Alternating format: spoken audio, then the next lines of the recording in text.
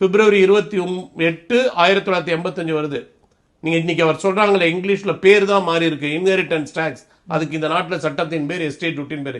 இந்த சட்டத்தை இந்த நாட்டிலிருந்து விலக்குகிறோம் அப்படின்னு என்னைக்கு அனௌன்ஸ் பண்றாங்க சொல்லுங்க?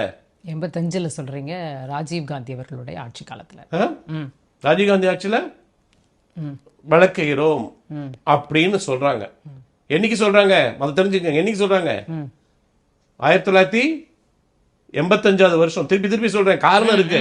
85 வருஷம். எந்த தேதி? பிப்ரவரி 28 சொல்றாங்க. ஆனா அந்த சட்டத்தை எண்ணில இருந்து விளக்க போறாங்களாம். 1/10/84 யாரெல்லாம் இறந்தார்களோ அவங்க இந்த டாக்ஸ் அந்த குடும்பத்தினர் கட்ட வேண்டாம்.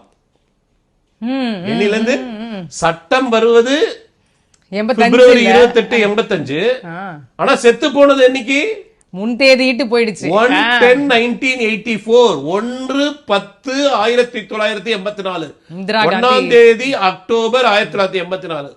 காரணம் என்ன? அந்த மாதிரி ஒரு தேதி கொண்டு வரதுக்கு அம்பானிக்காக சட்டம் கொண்டு வராங்க, அதானிக்காக சட்டம் வராங்க. இவங்க கொண்டு வந்த சட்டம் தான் இவங்க குடும்பத்துக்காகவே கொண்டு வந்த சட்டம்.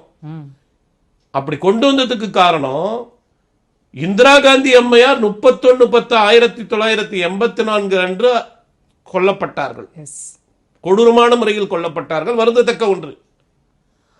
அவர்களிடமிருந்து வருந்த சொத்துக்களுக்கு ராஜீவ் காந்தியின் குடும்பம் இந்த இன்ஹெரிட்டன்ஸ் டாக்ஸ் கட்ட விரும்பவில்லை.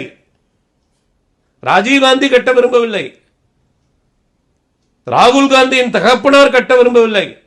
அந்த மாதிரி குடும்பத்தில் இருந்து வந்தவர் இவர் சொத்துக்களை எடுத்து டிஸ்ட்ரிபியூட் பண்ண போறாருன்னு சொன்னா இதை மக்கள் நம்பினாங்கன்னா, ஏன்னா யாருக்கு தெரியாது. காரணம் என்னன்னு சொல்லுங்க? இன்னைக்கு அந்த சட்டம் இந்த நாட்டை விட்டு போய் 20-40 வருஷம் ஆச்சு. அப்ப 84க்கு அப்புறம் பிறந்தவங்களுக்கு இந்த நாட்டில் இருந்த சட்டத்தை பத்தி தெரியாது.